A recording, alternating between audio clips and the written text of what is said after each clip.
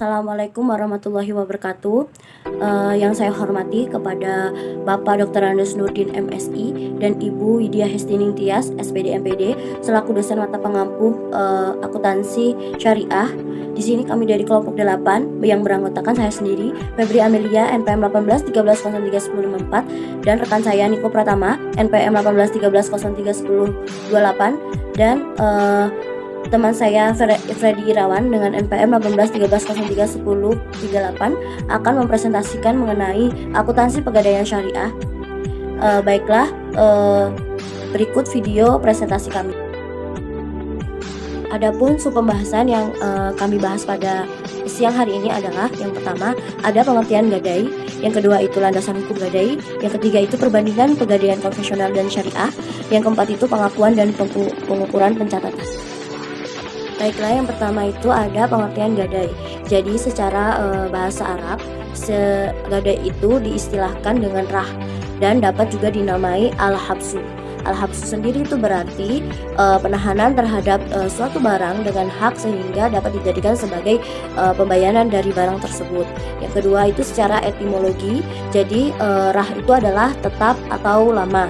Arrah merupakan kegiatan menahan salah satu harta milik si peminjam sebagai jaminan atas pinjaman yang diterimanya.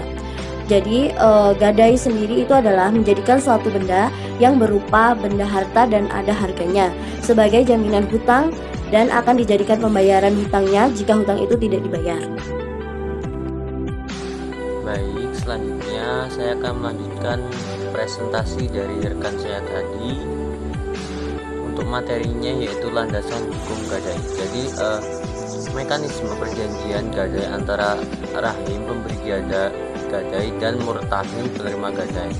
Di sini ada beberapa akad. Yang pertama adalah akad qad al-hasan, yaitu biasanya dilakukan untuk nasabah untuk menggadaikan barang dengan tujuan konsumtif. Nah, selanjutnya itu akad mudharabah. Nah, akad mudharabah ini adalah akad yang dilakukan oleh nasabah yang menggadaikan jaminannya untuk menambah modal usaha atau pembiayaan yang bersifat produktif. Selanjutnya ada akad bai mukayyah. Akad bai mukayyah ini adalah akad yang dilakukan nasabah jika ingin menggadaikan barang untuk keperluan produktif juga. Nah, biasanya untuk membeli peralatan modal kerja seperti itu, seperti barang ataupun yang lainnya.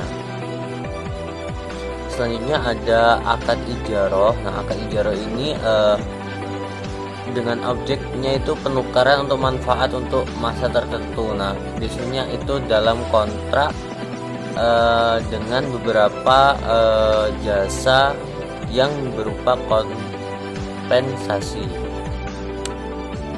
Baik, selanjutnya untuk landasan hukum dari transaksi gadai ini diatur dalam Al-Quran dan Sunnah. Nah, dalam Al-Quran ini disebutkan dalam Quran surat Al-Baqarah ayat 253. Nah, di situ terkandung bahwa tidaklah menetap bahwa jaminan hanya boleh dilakukan dengan syarat dalam perjalanan muamalah tidak dapat dilakukan secara tunai dan tidak dapat diwakilkan atau tulis. Nah, tetapi ayat ini hanya menyatakan bahwa dalam keadaan tersebut boleh dilakukan muamalah dengan memakai jaminan. Baik, selanjutnya adalah perbandingan pegadaian konvensional dengan pegadaian syariah. Nah, di sini dilihat dari segi barang jaminannya. Untuk pegadaian konvensional di sini hanya boleh menjamin barang yang bergerak saja. Sedangkan untuk pegadaian syariah di sini gadai syariah biasanya berupa barang bergerak dan barang yang tidak bergerak. Untuk dilihat dari sisi kelembagaannya, pegadaian konvensional ini gadainya hanya bisa dilakukan kepada lembaga perum pegadaian sebagaimana diatur dalam KUHP pasal 1150. Nah, untuk pegadaian syariah, gadai syariah ini bisa dilakukan oleh siapapun terlepas oleh pihak tersebut berupa lembaga ataupun bukan. Nanti akan kembali lagi kepada aturan yang ada di Al-Quran dan hadis seperti itu. Baiklah, di sini saya Niko Pratama ingin menjelaskan tentang pengakuan dan pengukuran pendapatan. Yang pertama, ada pengakuan dan pengukuran pendapatan pada pegadaian konvensional. Di sini dapat dilihat bahwa pada saat penggadai barang melakukan transaksi pegadaian barang yang dicatat oleh perum pegadaian, maka jurnalnya adalah barang yang digadai pada kas. Lalu, saat pembayaran biaya administrasi, jurnalnya adalah kas pada pendapatan administrasi. Kemudian, pelunasan barang yang digadai, jurnalnya adalah kas pada barang yang digadai. Lalu, pembayaran bunga atas barang yang digadai adalah kas pada pendapatan bunga atas barang yang digadai. Selanjutnya, perpanjangan saat tidak dapat melunasi pada saat tertentu tempo, jurnalnya adalah kas pada pendapatan administrasi. Selanjutnya adalah pengakuan dan pengukuran pendapatan pada pegadaian syariah.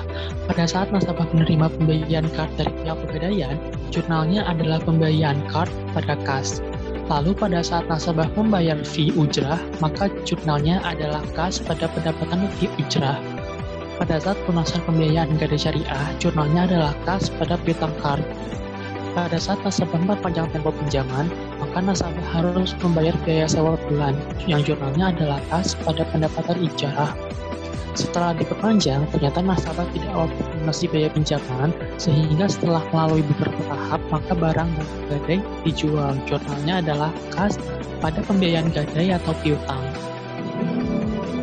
Mungkin sekian yang dapat kami sampaikan. Apabila ada yang kurang, kami mohon maaf. Pada Allah kami mohon ampun.